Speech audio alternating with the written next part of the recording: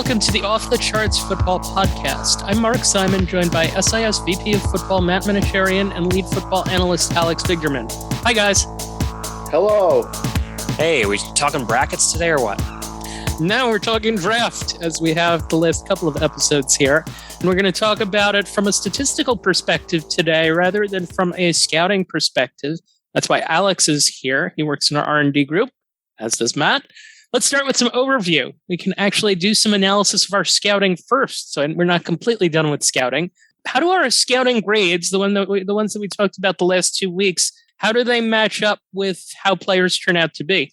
Yeah, this is something that I've wanted to do for a little while, but we really haven't had the opportunity because we don't have enough players who have made it into the NFL to evaluate yet. So now we have a few years of grades to evaluate. So I wanted to do a review of how well the scouting grades have lined up with both playing time and performance at the NFL level.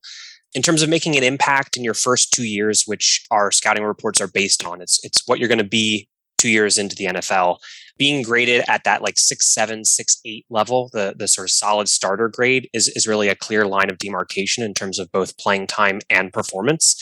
And just to sort of refresh people, there's the 6.7 to 6.9 range is what we call like solid starters. 6.5 to 6.6 is more like projected low-end starters. And then that range of 6.2 to 6.4, Matt can give a little more detail on this, but it's often like solid backups or starters who play sort of particular kinds of roles. The grading scale is completely based on the Patriots way grading scale, really making sure that you're looking at things in terms of what are you going to be on the NFL level, not an arbitrary, I think he's a second round pick, I think he's a sixth round pick. So it's different for different positions because each of the positions are valued differently. A lot of defensive line positions, more versatility is going to be valued amongst those kind of role-playing starters. Whereas for an offensive lineman, we're looking at, again, are you a starting level player? Are you a backup level player? And then how many positions can you actually fill? A tackle is going to be more valuable than a guard, unless the guard's a much better player than the tackle. Over the last 3 drafts, players who have been graded as that low-end starter grade, so that's the 6.5, 6.6 range, they play at least 500 snaps per season in their first 2 years, 21% of the time. And the players with the solid starter projection, that sort of tier above that, have done so 55% of the time. So more than twice of the guys who are that low-end starter, those solid starter grades really do result in more playing time. On the flip side of that, if you're graded as a solid starter, that also suggests that you have a much lower chance of being a bust, whether that's from a playing time perspective or from a performance perspective. So those guys who have a solid starter grade have recorded a total points below 0, so that's sort of like below replacement level, in their first 2 years, half as often as the low-end starter group. And getting that 6.7 grade has a similar result in terms of your chances of recording fewer than 100 snaps per season. So both in terms of performance on a per play basis and also your ability to get on the field, that solid starter grade is really the key thing there.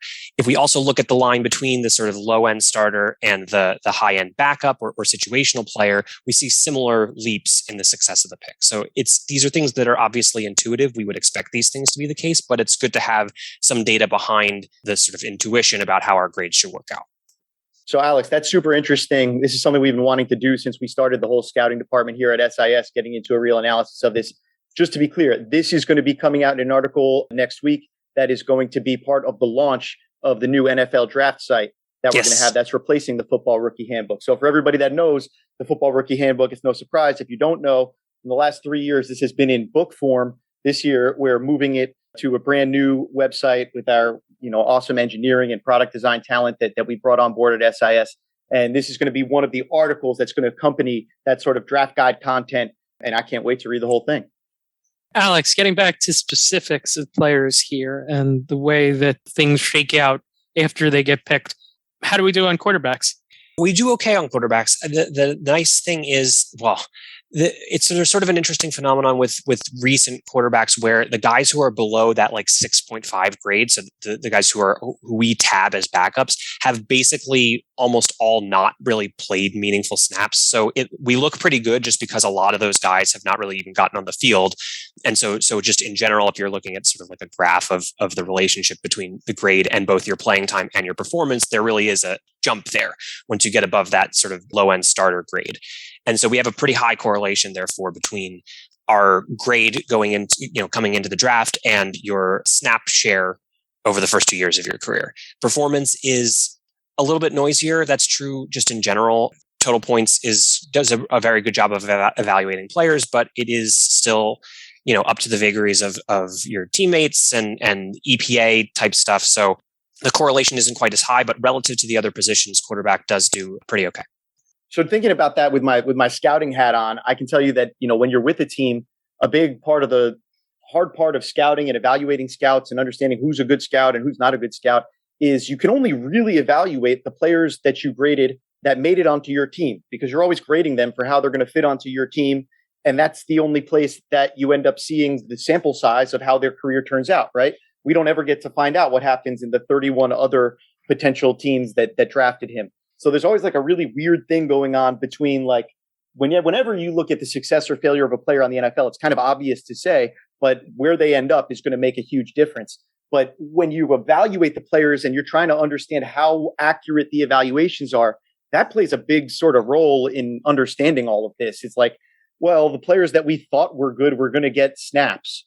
So what does that actually have to do with anything? Yeah, this is a great point specifically as it relates to quarterback versus other positions. Only one quarterback's getting on the field for every team at a time. So, our evaluation of Jordan Love has been irrelevant to, it doesn't matter how good he is or how good we expected him to be. But from an evaluation perspective, he is a data point in that data set. Even Trey Lance to a lesser extent. So absolutely, team situation is a huge impact on quarterbacks. And even if you think about guys like Mac Jones, who everybody said, he landed in a great spot. He ended up on a quality team that allowed him to sort of ease himself in, and they had a good defense and all that kind of stuff. Like even those factors also contribute. And so it's definitely hard for us to evaluate when we have these sort of team context factors, independent of the sort of the quality of your teammates, but also just, are you even going to get on the field because there's a Hall of Famer in front of you? So segueing from scouting to actual players and their stats, a very broad question. How should we go about analyzing the stats of college players, trying to project what they're going to be like in the NFL? Yeah, I mean, this is the sort of key question. I think it's pretty tough because of what we were just talking about of the context, not only, at both levels, right? So the conference level and quality of competition context that exists at the college level, but also that because there are different schemes and you're asked to do different things, and the quality of your teammates and your opponents differs, you want to try and isolate as much as possible the factors that are relatively consistent from college to the NFL. So if we're looking at things like broken and missed tackle rates for running backs that are pretty stable from one level to the next, or accuracy on particular kinds of throws as a quarterback, and focusing more on things like accuracy as opposed to completion percentage, because you're less worried about the quality of the receivers you're throwing to and those sort of things. So doing as much as we can to isolate the factors that are under the control of the individual player and are less variable based on all the various other things that can contribute noise there.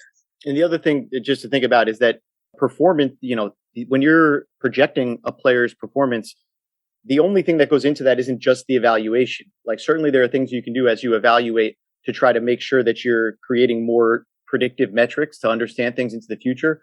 But at the end of the day, there's a lot of stuff that's going to happen to each of these players. This is kind of similar to my last point, from the time that they finished their college playing career and whatever they were at that time to whatever they become on the NFL level, right? These are still humans that develop. Young humans, yeah.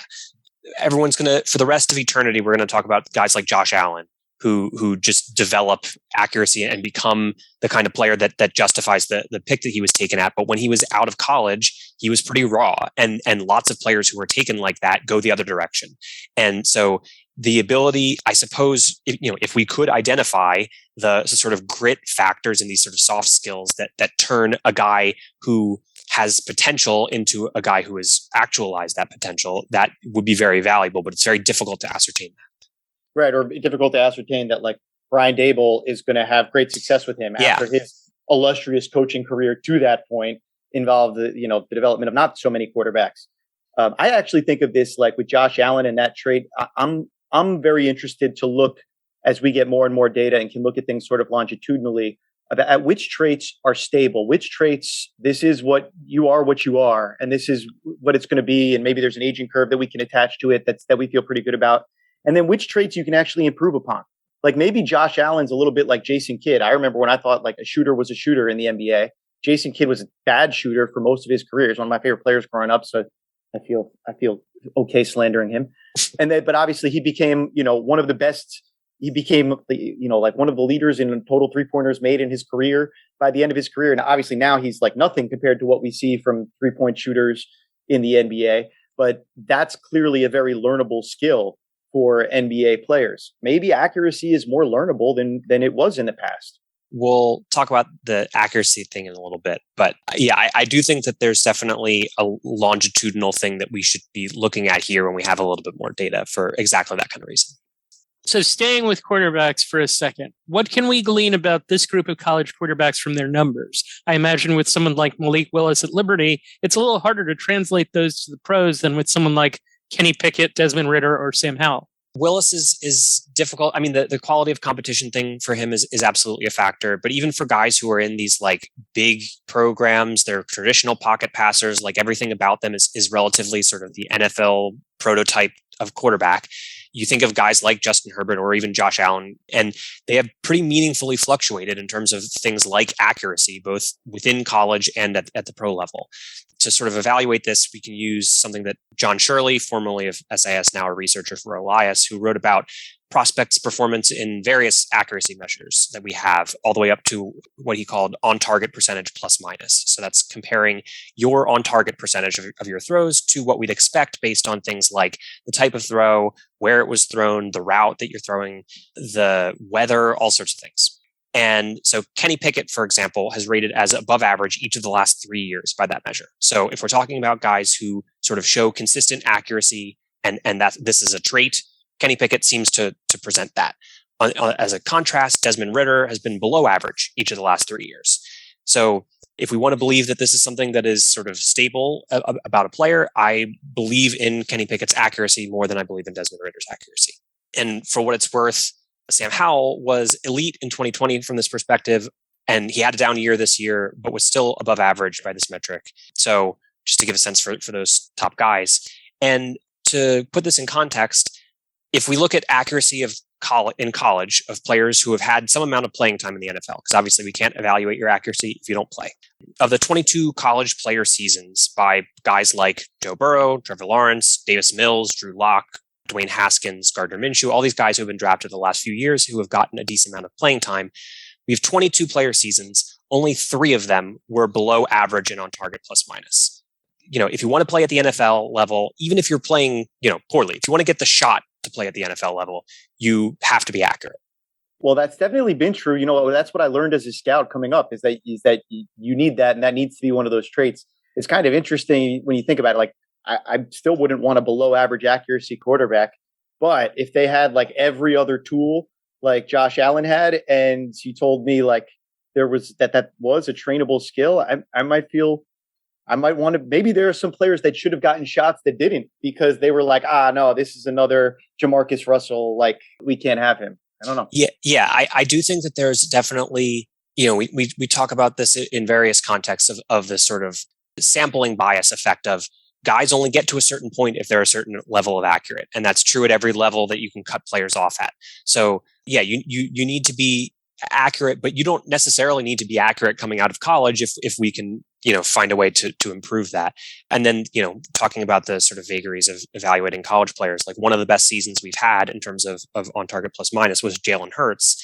And he has not been particularly accurate at the NFL level. So, there are definitely counterexamples in both directions. So what should we make of Sam Howell? Because I remember last year at this time reading things that said, oh, this guy could be like a top 5 pick the next season. And you just said, he's got one really good and one really bad.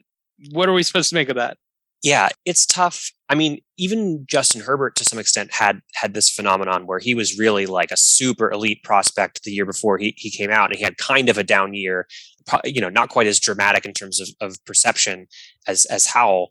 But I think that for these quarterbacks, and if you have the examples of like Mark Sanchez and Mitchell Trubisky of guys who have lower sample size, like just getting more years of information on a guy and reps and the ability to get a sense for what a guy can do well and what guy can't do well, I think has a lot of value. So even just showing that he can perform it at that high of a level for Howell, I think for me personally means more than the potential fluctuations from year over year. But I totally understand that sort of taking a step back and saying like, hey, we thought he was up here and now, we have a decent body of evidence to suggest that we actually should temper that quite a bit. Yeah, Mark, I think two really big things happened from a narrative standpoint. One, Sam Howell had a bad year. He lost a lot of weapons to his team to the NFL, and he did not play well in the wake of that, especially obviously those two stud running backs who are Michael Carter and Javonte Williams, who had great seasons on the NFL level, matching their college production in a lot of ways. So that's one thing. The other thing is this guy's been compared to Baker Mayfield a lot, and this was Baker Mayfield's worst season, and it's kind of a low point in the Baker Mayfield narrative. Man, when we were out at the Senior Bowl, and you start to see Howell out there in person and the way he kind of moves on the hoof and things, there's a lot of kind of Baker light stuff there about him. And if you're asking NFL evaluators today if they're interested in Baker Mayfield light, they're not. So that's, I think, a big part of why that narrative changed. Before we move on, I did want to go back to a point that, staying on the Senior Bowl, Alex brought up when it came to Kenny Pickett and how he compared to Desmond Ridder. Kenny Pickett being a guy who's been above average and on target, above expectation, and Ridder being a guy who's below average. I would tell you anecdotally, that matches what you saw that week. What you saw there that week was a consistency in his motion and his release from Kenny Pickett that looked translatable, even though he's got tiny hands. And Desmond Ridder, you saw a ball that I thought came out with some inconsistency. Now that's low sample size, whereas that stat has all of the sample size. But I get the benefit of being in person and getting all those things that my human mind can process, that the stat is limited to only the ones and zeros. Interesting that they match. I always love it when they match. That's always a reassuring feeling. Continuing with quarterbacks, what would be misleading to look at for a quarterback? We're not immune to this by any stretch. We're certainly not perfect in the way that we evaluate players, but ideally you want to avoid over relying on metrics that are disproportionately affected by all the factors that we talked about earlier: quality of your teammates, quality of your opponents, quality of the offensive scheme. I don't want to be talking too much about things like passer rating or even things like EPA per dropback, that sort of thing, because they are at their core sort of team metrics. They are assigned to the quarterback, but they involve sort of everybody involved. And, thinking about the Oklahoma and Alabama quarterbacks of the last few years, they can't all be as elite as the stats that they present. And so, we're going for things that account for the difficulty of the situation, talking about things like on target plus minus. And even those aren't covering all the relevant factors, but we do want to be able to account as much as possible for the quality of the players around you, both your teammates and your opponents. Yeah, the broader answer is it's misleading to look at any one number and think that can describe a quarterback in an effective way, especially when we're just talking about not like a scouting type perspective evaluation, but total points is built to be descriptive, right? We're describing how well they performed in their college season, which is a different thing than projecting out how they perform. I think when you really want to get to the best way to look at a quarterback, yeah, like completion percentage is a terrible way to evaluate a quarterback. And like that goes back to like any one number is really the wrong way. But if you can boil down the individual skills and start to understand the numbers that actually correspond with the different skills that matter for quarterback play in the NFL, then I think you're on the right track. Yeah, and I think that sort of relates to what I guess I was talking about earlier of if you can isolate the particular elements of quarterback play that are most translatable to the NFL level, the kinds of throws, the kinds of situations that both are consistent between college and the NFL and also are things that can be more trait-based, things that we can really trust about our evaluation of a player, focusing on those things and presenting several stats about those things is going to give you a better shot of evaluating well. So we've kind of been alluding to this throughout this show and the previous two shows that we've done. Our NFL Draft website is coming soon. It'll feature more than 300 scouting reports, statistical evaluations of every player. We've got lots of articles, things that we've talked about on this particular episode, things that we talked about on the last couple of episodes. It's going to be awesome. Stay tuned. Check sportsinfosolutions.com for more updates. Also, a couple of other podcasts that you might want to check out. Playing in Space, our NBA-focused podcast, hosted by SIS basketball strategy analyst Henry Ward. The show covers the association through conversations on league-wide trends through a philosophical lens driven by insights derived from SIS's NBA data. From discussions of players and team performance to basketball decision-making theory, Playing in Space has you covered. And also check out the SIS Baseball podcast, where we interview current players and coaches about what goes into defensive excellence. We also regularly talk with prominent media members about the latest baseball news. So check out our podcasts wherever you get them. Matt mentioned total points. Let's stay with that for a second. For those that aren't familiar or that need a refresher, can you just explain what it is and what it does? Total points is our answer to a catch-all metric for football. So it's similar to wins above replacement in baseball or any of those sorts of things. And we're taking all of our charting data, every player on every play, and we're using dozens of data points to evaluate each player based on what they did or did not do. And we're putting all of those things onto an expected points added currency, basically. So everything is, this blown block was worth a third of a point negative, and this broken tackle was worth a quarter of a point positive. And all those different elements add up to being able to evaluate players on the same scale to a large extent. So I can compare the value that a running back brings to the value that an outside linebacker brings. And also at the college level specifically, we have an additional adjustment, which is for the quality of your opponent. Now, we're not going too deep into that and saying like, oh, Alabama is this good and Georgia is this good and worrying about that. But it's more of the broad strokes of if you're playing a lot of games against SEC opponents, or if you're playing a lot of group of 5 schools, those differences will definitely show up. And that will also sort of move the needle between like 10% up or down, unless we're talking about playing FCS schools. So who shows up in total points on the college ranks this year, guys that are draft prospects? Maybe someone who might be looking better in that stat than he does in a scouting report. So we're still working out all of our scouting reports. So I don't even know where he's going to end up from that perspective. But in looking at sort of our preliminary leaderboards, weak side linebacker Malcolm Rodriguez did it all in his final season at Oklahoma State. He was number 1 run defender at his position by total points among the draft prospects that we're looking at, allowed fewer than 10% of his tackle attempts to be broken or missed, making his tackles nearly like 40% further upfield than you'd expect based on where he was aligned and where the runs were going. We call that stat adjusted tackle depth plus. When he was in coverage, he allowed only 4 out of 20 targets in his direction to go for a positive EPA. And he even blitzed a little bit, blitzed about 1 in 7 snaps, and he pressured the quarterback a little over a quarter of the time when he did that. So the following is not meant to be a comp, but if you look at guys like Micah Parsons, who made such an impact at the NFL level in his rookie year, it's that kind of across the board impact where you can rush the passer, you can drop back in coverage, you can play the run. That's going to end up giving you quite a bit in terms of production on these kind of stats. So a couple of the top prospects in this year's draft are edge rushers. There's Aidan Hutchinson from Michigan, Kayvon Thibodeaux from Oregon. We go from a linebacker to an edge rusher. What do we have to evaluate these guys and the rest of the edge rushing class?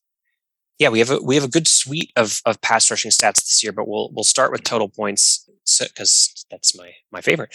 So these guys had 2 of the most productive pass rush seasons in the last few, according to total points. Hutchinson had 35 pass rush points saved. That puts him in the top 20 over the last 4 seasons, hundreds of players. Thibodeaux was merely top 40. So some sarcasm there. Obviously an awesome season. Very similar advanced stats. We have, all of our stats that are going to be on this draft site are sort of broken down into basic, advanced, and deep dive. And all these deep dive stats, very similar. They're primarily rushing from a 2-point stance. They have virtually identical sack rates, very similar pressure rates. They both get pressure on the quarterback quickly, pretty frequently. Both have a pressure rate that is more than 5% more than what we'd expect based on things like game state and alignment. And both were also this year solid contributors against the run. They had a total points rating above 90, which is sort of like a Madden rating or a grade in school per play basis version of total points. That on a per play basis against the run, both were very good this year. And it's sort of impressive how similar they are across the sort of suite of stats that we have. Would we necessarily say that one was better than the other? Based on the suite of stats that we're talking about, I think that Hutchinson had a more productive season. But what I will say is part of the reason that he had a higher total points number for that year is that he performed very well on money downs relative to Thibodeaux. Thibodeaux was more like middle of the pack in terms of his total points production on 3rd and 4th downs, which when we use an expected points added based stat, 3rd and 4th downs have a huge impact. So I do think that like the difference between them in terms of total points is actually not even as large as it looked there. So from a stats perspective, they're pretty close. Yeah, there's also a huge snaps discrepancy between the two of them because Thibodeaux missed some time. So I think that's part of it too, right? Total points is going to be cumulative. It's going to have to do with that. I think that matches, again, the eye test. Hutchinson, probably a little bit more of a finished product right now, one of the most productive players in college football. But Thibodeaux is somebody who I think the upside probably goes a little bit higher in terms of what the ceiling could be with him. They're both top prospects for a reason, whether it's the eye test or the numbers test. So when we're going to talk about edge rushers, we're going to talk about pressure rate. It's one of the big stats that's always going to come up. How does something like their alignment factor in? I think you were just kind of alluding to this. And how does it all bundle up into total points? And then maybe we can get into some names to know in terms of edge rushers. Yeah. So one of our favorite stats for pass rushers in the last couple of years is what we call pressures above expectation. So that's taking into account where you were lined up at the start of the play, and also situational factors, down and distance, the number of other rushers that you're sending on the play, that sort of thing. And that gives you an expectation for how likely you were to get pressure based on the situation. And then we compare your actual pressure rate to what we would expect. So unsurprisingly, guys like Aaron Donald are going to do very well here because he's one of the leaders in pressure in the NFL, but he's playing from an interior alignment a lot of the time. And those guys typically don't get pressure very often. So Aaron Donald was a huge guy. Micah Parsons was a leader amongst this year, but then also Jonathan Allen was a guy that I don't think as many people think about because he's aligned inside so frequently and it's harder to generate pressure from there. His name kind of jumps up the list. And that's what the best part about pressures above expectation is. It's the best tool that we have to predict pressure and therefore sack production in the future for players. This really isolating this really gets to the skill of the player. Yeah. And within total points, we use a flavor of that and combine it with what I was talking about before with the average EPA value of a non-sack pressure to put that impact into context. We also do things in terms of other evaluations of pressure. We also, when there's a sack and one guy gets the sack but the other guy had to hurry before that sack happens, we're splitting responsibility for that sack between those players. So there are additional layers on top of this sort of basic pressures above expectation framework that sort of all come into the pass rush total points, the big soup or whatever you want to call it. What about a player? Yeah. So a big producer from a total points perspective this year was Sam Williams of Ole Miss. Contrasting with the top two guys in the draft, he's almost exclusively playing with his hand in the ground, but he really had some big time production playing in the SEC, had a top 10 in the nation in pressures and really productive on those money downs. And as I mentioned before, total points does take into account the quality of your opponent. So if you're, Ole Miss was one of the most sort of boosted defenses because of the quality of the offenses that they played this year. So from edge rushers, let's go to the guys that protect the quarterbacks and statistical evaluation of linemen, which I do find pretty interesting. And I'm looking at last year's rookie handbook. We had 18 stats to evaluate each position, even the offensive line. What are the most important stats that we should know for an offensive lineman? Well, I bet that a lot of those 18 stats were related to one particular thing that we do. This might be a bit strained of an analogy, but the offensive line is to the offense what blown block rate is to our evaluation of offensive linemen. Blown blocks are super impactful when they happen. We're talking about like a third of an expected point added each time. And we chart them so precisely, something that Matt could certainly attest to better than I could. They're really the centerpiece of our evaluation of offensive linemen in general, but also within total points. So, we also account for performance of when they're blocking on run plays, runs in their direction. We give them credit for plays gaining more or fewer yards before contact than we'd expect, accounting for when the run was bounced or cut back, either towards them or away from them. So total points takes both rushing and passing into account. And if we're comparing the sort of top guys in the draft. So how do guys like Evan Neal, Ike Mekwonu, Charles Cross, guys that are projected as elite picks, potentially even top pick, how do they fare in these stats? Neal and Cross had outstanding years in terms of total points. They were basically neck and neck. Neal being more balanced between run and pass, Cross being much more successful as a pass blocker. Ekwonu is a smidge behind both of them in blown block rate, as well as just play volume and competition level in terms of the defensive lineman he's playing against. So his total points is going to lag behind a little bit. So hang on, you said a smidge behind. What's the demarcation of like meaningful difference? Yeah, this is a tough one, and I'm glad you pointed this out because blown blocks are very important, but they are also relatively rare on a per play per player basis. We're talking about just like a few times out of 100 snaps. So the difference between these players in blown block rate is like 1.3% versus 1.8%, which is in by any meaningful measure a smidge. Should we be thinking? Just like if I was looking at this and I see that 1.3%, and I see that 1.8%, and I take what you just said, should that be a difference maker in terms of how you're going to rank a player? What I would say to that is if you talk to any offensive lineman in the NFL, they'll always complain that if they make one bad play in a game, then they had a bad game. Whereas a defensive lineman just needs to make one good play and they had a good game. So it's to be perfect. Well, it is a bit the nature of offensive linemen is your job is to kind of not F up, for lack of a better word.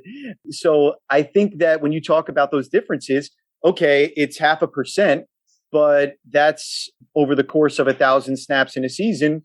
That's a handful of extra sacks that you might give up. It's a handful of plays in the backfield. This is a meaningful difference. Now, and I mean, going beyond that, there's also all the other that doesn't even begin to address anything beyond blown blocks that's addressed within total points, like was I run behind on this play and how many yards before the running back was contacted and things like that. So there's a lot of context being built in there. And just because the magnitude of difference doesn't look like a lot, as far as a descriptive stat, the difference is the difference. I think that what Matt pointed out there is really relevant. What happens after a blown block? What happens after a blown block typically is the run play gets blown up for negative yardage, or the quarterback gets sacked or has to throw it away when otherwise he would have had a good play. And so these plays are very disruptive, even if they are rare. And to also kind of go back the other way a little bit, the fact that there aren't very many of them by nature makes it something that is less predictive into the future, right? We don't have a lot of sample for this. So there is the prospect of volatility that you're going to have with it. So there are limitations to this, but it is very impactful. It's sort of low sample. Like it is the denominator is all blocking snaps, right? So you are being evaluated on every single play. But I think what really is the takeaway from what you just said is one blown block, one way or the other, has a relatively can meaningfully change the percentages because the percentages are so low. So with all of that, what's the next statistical frontier for us in terms of specifically what our company, can do?